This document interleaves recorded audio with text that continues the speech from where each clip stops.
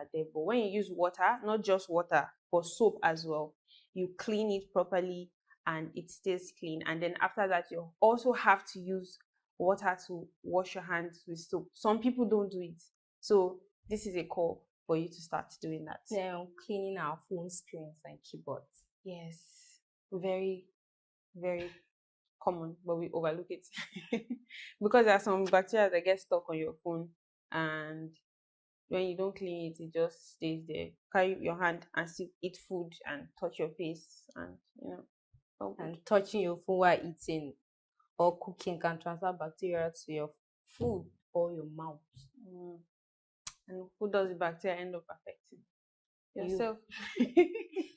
Yes, so it's important that you wipe your phone and your keyboard regularly with alcohol wipes. So, and then also washing your pillowcases and bed sheets frequently. Some people will use their bed sheets for 2 weeks without washing it. I don't know how people use their bed sheets for 2 weeks without washing it, and their pillowcases. Some will manage to wash the bed sheet, but they will leave the pillowcase there. That's bad. That's very bad. It's important to wash at the same time. Yes, the same time. And it's advised you use 3 to 2 days, 2 to 3 days. Yeah. Then wash it. Yes, it should not stay more than that if you want to, because when it stays there, the oil from your face and your hair and everything that stays inside of the pillowcase, it just and some dead skin from your body builds up on the pillowcase and the bedsheet, and then it can cause pimples, certain allergies, and also acne and bad odor as well. Yes, so you wouldn't want that. I'm sure you want to have a smooth face. You that you're doing skincare, oh my god, and then you'll be using pillowcase for 2 weeks without washing it. Please change the habit from today. We have tongue cleaning. Yes, some people brush and forget to clean their tongue. Very unfortunate. It's very important that we clean our tongue because it's also part of your mouth. Yes, and it needs to be clean. Yeah, when you eat, food rests on your tongue and your teeth, your gums, everywhere, all this part of your mouth. And then when you eventually brush your teeth and you don't brush your tongue, you don't wash off all those bacteria out. You can see the difference between your tongue when you brush it and when you don't brush it. So there's a lot of difference. Those bacteria are there. They cause mouth odor, and then it also builds. They can, over time, when they stay there for a long time, they can start having problems with your tongue, and then maybe you won't even feel the taste of food as properly as you're supposed to, because those bacteria have rest on your tongue and covered your taste buds. So it's important that you brush your tongue with your toothbrush, or you can use a tongue cleanser if you prefer. And then there's also washing reusable water bottles and cups. When you want to drink water, and for instance, you have washed the cup there, it's been there for a while, and you want to use it to fetch water to drink, rinse it. There's no more water. And then wash your containers, rinse them when you want to. Even if you have washed it before, you rinse it is important. And when you also want to dish food with your plates, also rinse it. It's not just about washing it for one time. Rinse it, because there's bacteria flying everywhere that must have rested on the plate or the spoon or the cup or whatever. So it's important that before you use it to eat, you rinse it for your own safety. It's not for my safety, it's for yourself. And we have cleaning fingernails and toenails properly. Yes. So avoid germs. Germs rest around your fingernails. So cleaning it, cutting it, making it short and clean, neat, very important. It's very healthy. I think you will feel, personally, I feel more confident when my fingernails are shorter, because you won't even know sometimes. You will not really do anything, or you might not remember doing anything that would have attracted the dirt, but you just discover that there are dirt in your nails, and it makes you feel uncomfortable. Of course, when you eat food, those dirt, you go into food and then put it back in your mouth. So it's important that you clean it. And then there's also changing your sponge and towels regularly. Some of you some people who have been using one towel for the past 10 years, that's That's mesmerizing. I'm mesmerized and I'm perplexed. Please, in the name of God, we beg you, learn to change your towels. Don't use one towel for over 1 year. Change it. I used to do that before, but I learned the hard way. You don't want to learn the hard way like I did. So change is very important because that when you bathe, and then I used to wonder, say, when we finish taking our baths, we are clean, yeah. We use our towels to clean ourselves, but then it's still dirty, and you wonder where is the dirt coming from. So it's important. That is important to like always clean and change your towels and your sponge. And wash your towels three after 3 times of using it. Every 2 to 3 weeks. Well, that Change it. Change your sponge every 2 to 3 weeks. Hey God. Washing behind the ears and belly button. Yes. When you bathe, you can use sponge to just wash your belly button, the behind of your ear, or you can use a cotton bud as you can see on your screen here. Use the cotton bud to clean your belly button. You don't know what belly button is, as you see us doing like this. Your number is also displayed there. Clean it because this is smell. If you don't clean it, and use up dirt there and your ear as well, it can cause infection if ignored. So, and then cleaning your earpiece and earbuds and glasses. Very important. Earbuds collect earwax and sweat and bacteria. That's why it's also not advisable. Exactly. It's not advisable to share your earbuds, your earpiece, whatever goes into your ear, even all these towels. Of course, definitely not your toothbrush. Shares toothbrushes. So all these things don't share it because of all these, bacteria that might be transferred from one person to another. So glasses also attract. It's not just for people who have eye problem. As long as you wear glasses, always try to clean your glasses because it collects dust and oil, and then it can cause breakouts around your eyes. So it's important that you clean it and then wipe it with alcohol-based cleaners. Sanitize door handles and light switches. So, going out and coming inside, washing your hands and not cleaning the door handle, it's useless because you open the door before getting into the house. So you will need to clean it after washing your hand, or maybe before washing your hand, you clean it, then wash your hand. Because you still go back to that door to open it. Then our light switches. That's one. So it's still the same hand that you're using to touch it.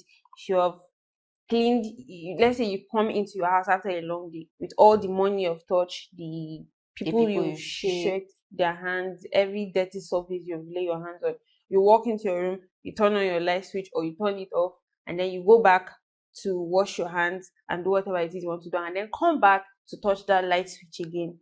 That bacteria that was there before you went to wash your hand, and then you go back to touch your hand, you're going to attract it again. So it's important that you clean it. If you have wipes, in fact, just buy wipes and keep in your house, and then put in your bags as well.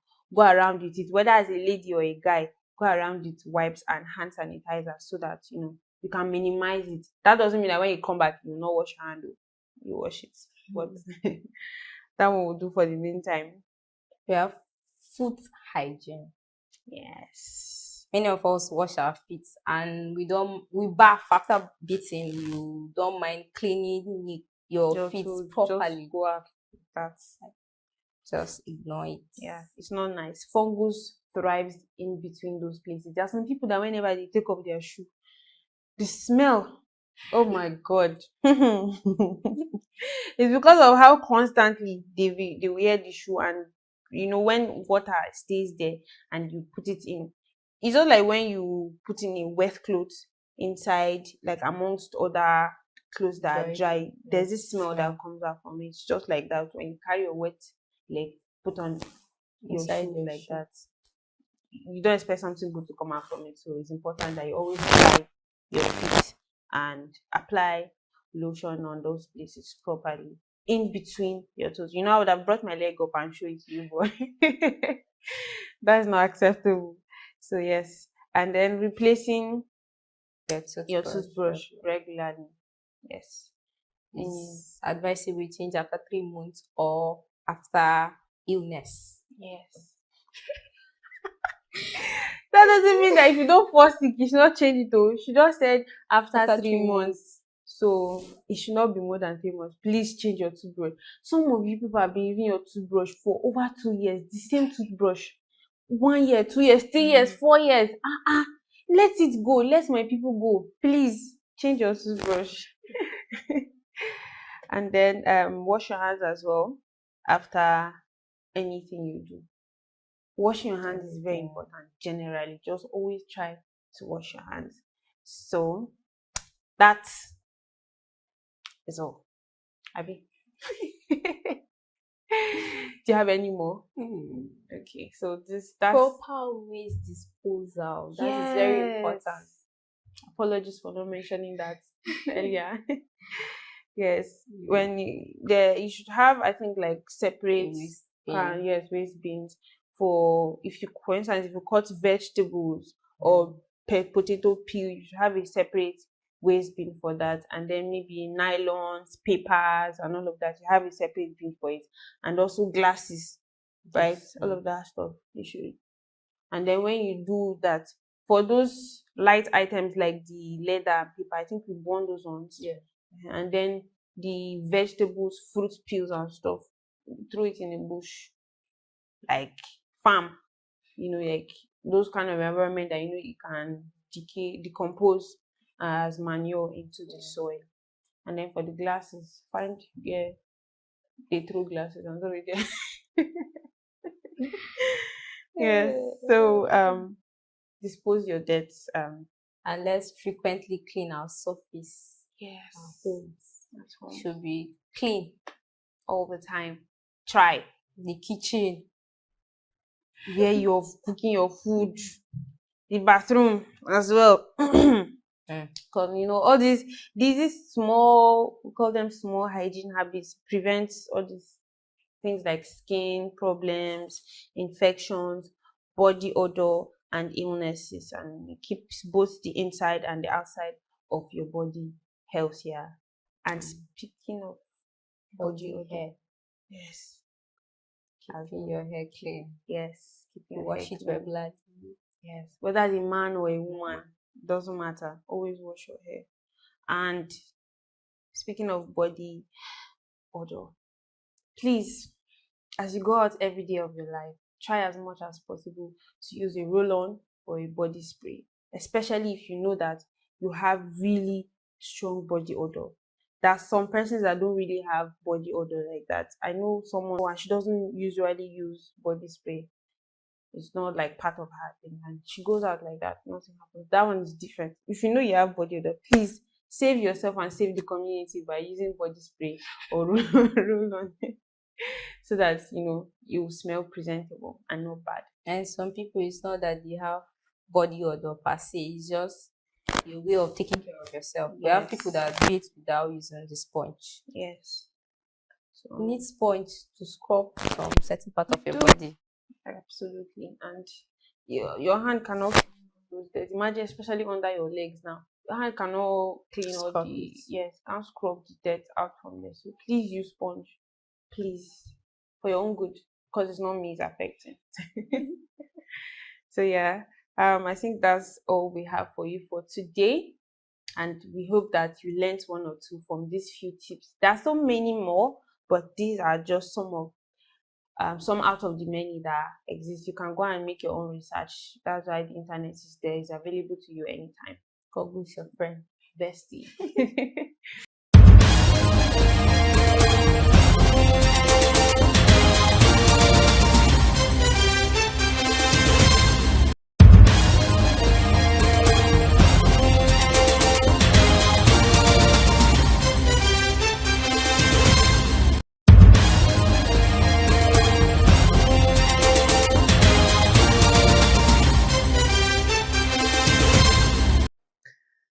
Hello and a very good morning to you. My name is Musa Kavi, your host on the program. It's the breakfast show that's coming to you from the studios of Frontline TV here in Jalingo.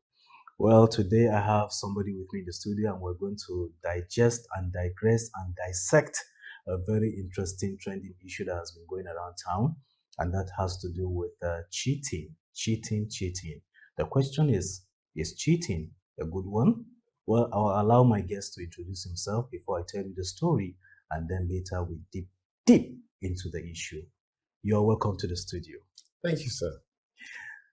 And I will really want you to introduce yourself. Oh, that. Okay. Mhm. My name is Amos Paul. You're welcome. You want anything more than that? Well, thank you very much, You Mr. know, Amos when you Paul. start saying cheating, you're going to digress and not dissect and Diffuse, all join. Well, the program promises to be very interesting and captivating and also educative because it's something that has been trending for a very long time. And I think, let me just say, it's global because it's something that affects everybody. Men cheat, women cheat, we all cheat. But the basic question that I want to ask is it good? But maybe you're going to help me out, and I will tell you a short, brief story about what happened to a young lady of recent that we got to hear the story. That she was in a relationship. It goes like this: she was in a relationship, and the guy we're talking about, that is her boyfriend, wanted her to come and pay a visit. So she told the guy that she was not having transportation, that's transport fare to come to his place. And based on the story that we heard, is she stays in a different state, he stays in a different state. So along the line, when she made the request of not having transportation, he sent her the sum of 30,000 naira to use as transportation to come over and meet him where he stays.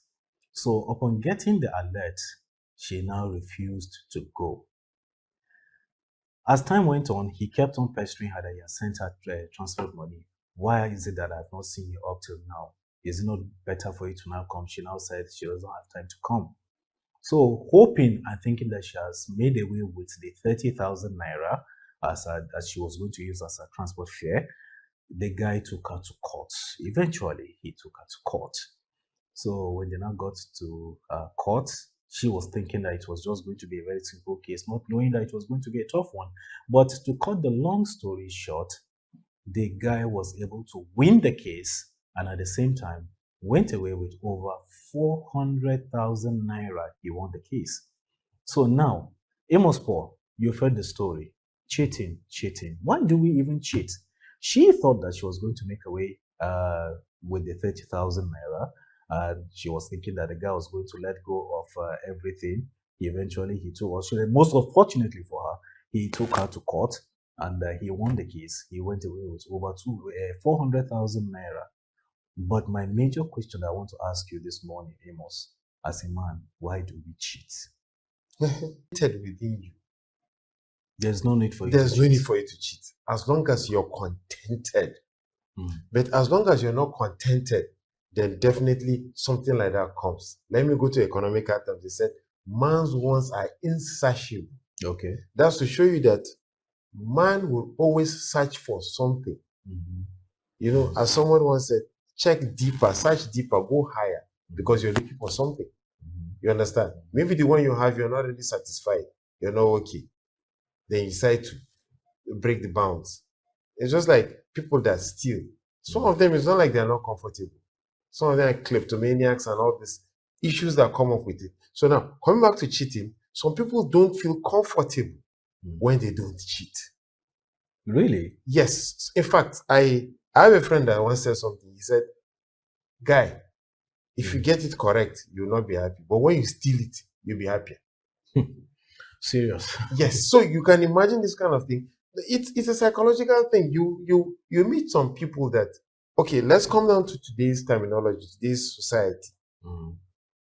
Show me one young lady that is into one relationship. Very rare.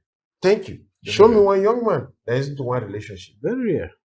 Some of them go to mosque on Friday, go to church on Sunday, they lift up holy hands and tell you that they are righteous. But they will tell you that, no, I have a spare tire. What is spare tire? Is it a relationship where I have spare tire? If you're really fully committed and you are strictly believing that what you're doing is the right thing, you don't need a spare tire because you know that you're moving on the right track. In the process of the spare tire, okay, let me ask you a question that you don't even have, is a rhetorical one. You're in a relationship with a young lady. Then you find out that she has another guy. And when she's coming, you say, excuse me, I'm coming. Then she'll move away from you and go and do kus kus kus kus and laugh and come back to you. What is relationship all about? Trust, right? Yeah. Believing in each other and everything. The next thing, she's doing that to you. Tell me, from the deepest of your deepest heart, with your magnanimous and large heart, are you still going to feel normal? No, not at all. So What that should is I? that is Not at just all. it. It's a normal thing, but now she feels that that spare tire is necessary. You understand? And now maybe you want to keep one relationship, and now you begin to have, there is death along the road, and there are pots, and you find out that this girl is into a relationship, and the answer, no, it's not like that too. This guy is just a friend. I love that word. Just a friend. Then you're not having peace again. There's some people, And she has given you enough reasons to believe that. yes, maybe even catch one thing or the other. I'm not saying you should spy into her phone, but the next thing you tell yourself, this girl is cheating on you. You see, your mind will begin to drift, and so many things begin to come in, and then you begin to find an alternative out of it. You understand? So basically, you decide to think, maybe I should get someone else. Maybe I should make them two. I'm like, you see, this is people thinking outside, because I discussed with one young lady who said, how can you keep one relationship? Wow. A young lady told me this, how can you keep one relationship? It's not possible. I was like, then what is the essence of being in that relationship if you cannot keep one relationship? You have multiple. Is it that they don't know the kind of confusion that they're putting themselves into? You know, that's why I started with man's wants are insatiable. The only thing you can help yourself is that if you tell yourself, I can control, which of course many people do know how to control. They do? Many don't. Okay. Many don't know how to control. Now, let me come back. Now, we're talking about single people. Now, let me come back to married people. You understand? There are cheating married men, there are cheating married women.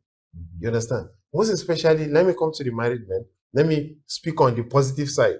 You understand? There's a married man, he's comfortable in his house, he's happy, everything. He's married and he believes that I have no reason of going out.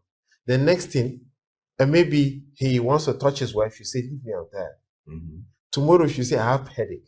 Next morning she said, I have stomach pain. Tell me, how many men are going to be patient? That is the question. You understand? There's a complaint every day. The next thing, you see, there's one antenna everybody has.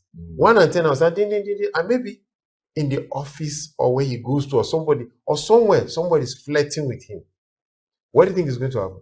Definitely it will result to something. That is it. Because what he's looking for, he's getting it somewhere. He's getting it somewhere because he's not getting it at home.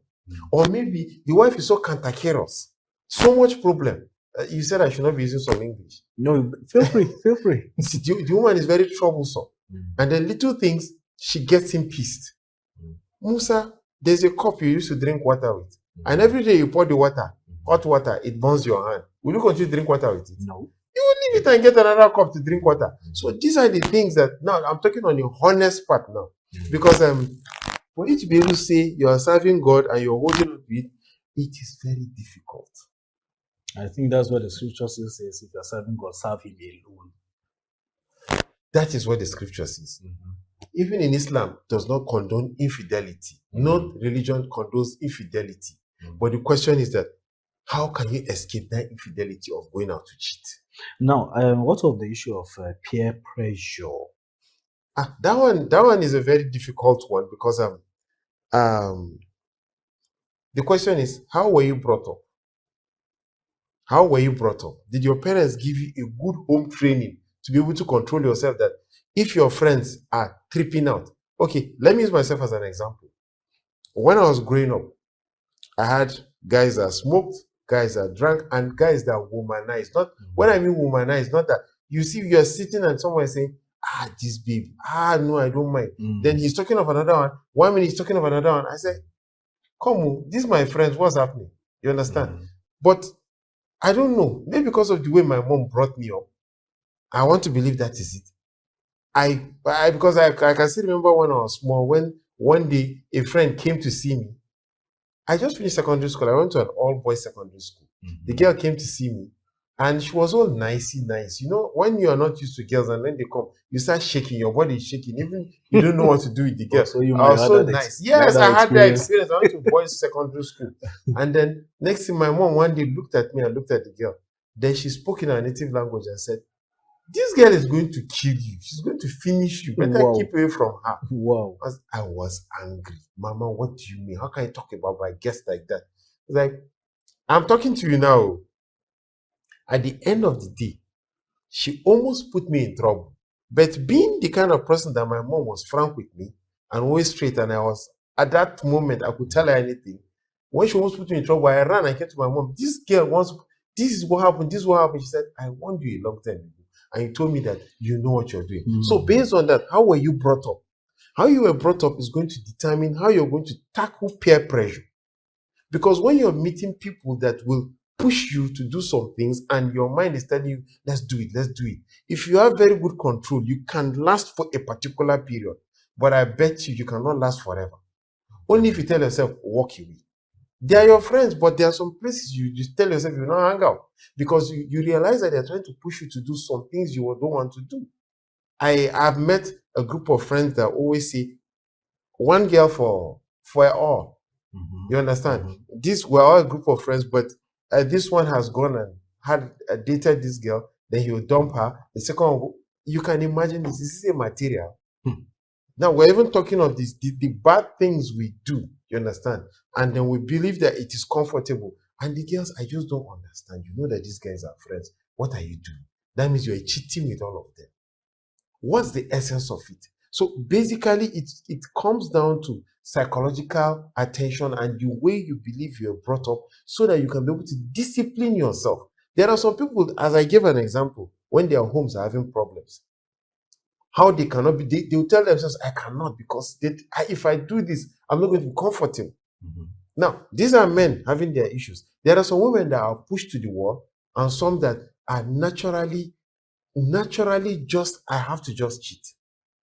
Yes, I've seen this situation. I just have to cheat. Okay. You understand? It is just in my body. If I don't do it, I'm not going to be comfortable. I still share my experience. My friend had a girlfriend. We live in the same town while he lives in another town. We're on break. She called me and said, come, let me take you out. Then when I got there, we sat down. She said, order the poison you want. I said, I don't take poison. Rather, I take soft drinks. Then she was like, okay, since you don't take this, you take malt, and any bottle I take, you take 2. I said, you want to kill me? Okay, let's see. I could never finish 3 bottles of malt. At the end of the day, she took was it 3 bottles of alcohol or so, something like that. Then I was taking her home. She started telling me that she was tipsy. Then she started doing funny things. I had to run away. And I was angry. You understand? I realized that it's already in you, that even your friend's best friend, because she was my best friend as at then, I was angry. I was very angry. So you can imagine, some people is in them that you don't even care how far it's going to take them. They're ready to get what they want. So these are things that come with, just like I said, psychological. If you can be able to control yourself psychologically, you can be able to beat cheating. Now, this young man, as you shared his story, I will not blame him because he was psychologically moved and angry. Yes. And then he said, I will take revenge. You see, even if there was love involved, there's a thin line between love and hate. Yes. Very thin line. Yes. When that thin line breaks, it jumps into the next one. And then there is going to be chaos. And everything is going to fall apart. But I still come back to the issue of dating more than one person. It's very dangerous. It's a game that is a very dangerous game. Like when we were growing up, Musa, there was a song that sang that love is a dangerous game. You tell this one today, you tell that one tomorrow, and then next thing, even the one that think you're faithful to, and you're not telling that person the truth, then definitely you've started developing that heart of cheating, and then it moves on. Somebody said, I had to do it because the girls were not truthful. He decided to become a wild boar, which of course is not going to be helpful. Ask yourself, what will it take for you to stick to one and organize and control yourself? Wow, that's a very interesting one. But you see, we have society. So many people have been driven by so many things that has pushed them to be cheating. But we have the society. Society plays a very significant role. But Amos, is it a good characteristics for the society to play that role or not? Where do you stand on the issue of society when it comes to cheating? There was a day I was watching a video on social media in a particular country. They were protesting. They were protesting naked. All of them were naked on the street and they were walking. Well, they had that right. You know, you can't have that right in Nigeria. No. Aha! So, societal influence. Imagine now I'm watching that with my little son or something. They're like, Daddy, what is this? You understand? Because he's going to see plenty of new people. So, what are we saying about society? You've spoken of peer. These are the people you mix around with. But just like you said, society is everything you meet around you that influences the way you live and you talk and everything. I was discussing with somebody who told me that so many things that we do is as a result of what we find ourselves. Yes. There are some things you learn that even the parents that brought you up cannot be able to control unless they keep an extra eye on you, because that is what is happening around you. You may quoted the Bible, Sodom and Gomorrah, sodomy. It did not start today, it started a long time ago. And based on sodomy, you could see that it was man to man, woman to woman. And it got God angry. You understand? That was how that society lived. Those ones that did not follow it, what did their father do? He locked them inside the house that they should not mix with these people because they have negative influence on them. Let me not start preaching here. We're not here to preach. But I'm giving that example to show you that when the society is promoting evil, then definitely evil will reign. You understand? Because wherever you go to, everybody you meet is doing it. They say, when you go to a place where they're eating dog meat, you won't know when you start eating dog meat. I was in Calabar, I was wondering, when you enter a restaurant, make sure you say, I want this meat particularly. If not, they give you a different thing. Yes. And that is how you begin to learn. If you stay long and you don't know how to control yourself, you start eating dog meat. So society has a great influence on you. Just me, I always dwell down on how you are brought up and the psychological effect you have on yourself to talk to yourself. Even not religiously, but just talk to yourself and say, there are so many things that can affect me if I move with what the society is teaching me. And you can be able to escape. But just like you said, society has a great influence in molding somebody to either to be a cheat or not a cheat. You understand? You can decide to walk into a state and they say, in this state, you can get this free on the road. You say, if already in your mind you have that mindset that you're willing to chase that free thing, you will go. But in your mindset, you tell yourself, no, I'll discipline myself, I'll not walk into this, then definitely you will do it. Okay. All right. Now he mentioned something about the two faiths, that's Christianity and Islam. They frown. The two faiths frown at this issue of cheating. Where do you stand on that? Well, Musa, you're asking me a question that you already know the answer. Where do I stand on that? The truth about it is that there was a time before I got married. Somebody said, we're discussing, Amos, how is your life? I said, if I go to any town, I date a girl.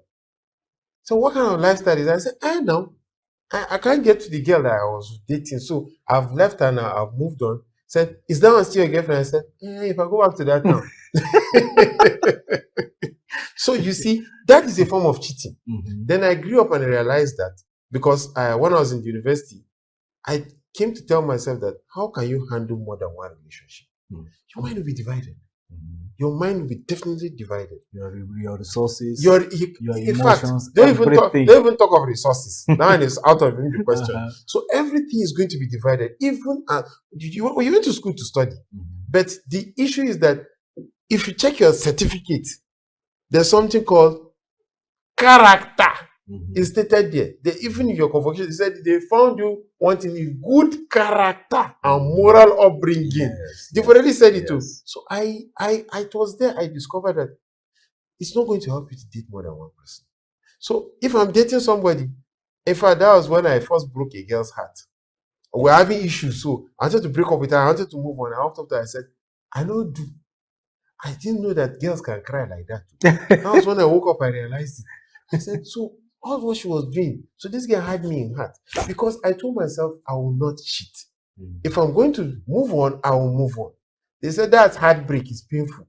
But Musa, which one is better? It's not better for me to break the heart than to do the cheating. It's better to break the heart. That is it. So I got to realize that it's better you do it because whatever is good for the goose is good for the gander. Mhm. Because what you're doing, if you're not happy with it, if somebody should do it for you, how would you feel? That's a very serious So question. basically, if you don't want someone to cheat on you, don't cheat. So what's your final word? Don't cheat. Thank you very much. Well, the program Breakfast Show is coming to you from Frontline TV. Hope you enjoyed today's package, even though it's not as lengthy as how we want it, but then we'll be dissecting it from time to time. We're bringing up this issue on why we need to stop cheating. So join us again next time where we have another interesting package for you on Frontline TV Breakfast Show. My name is Musa Kalvi, your host, saying thanks for watching. Until next time, bye for now.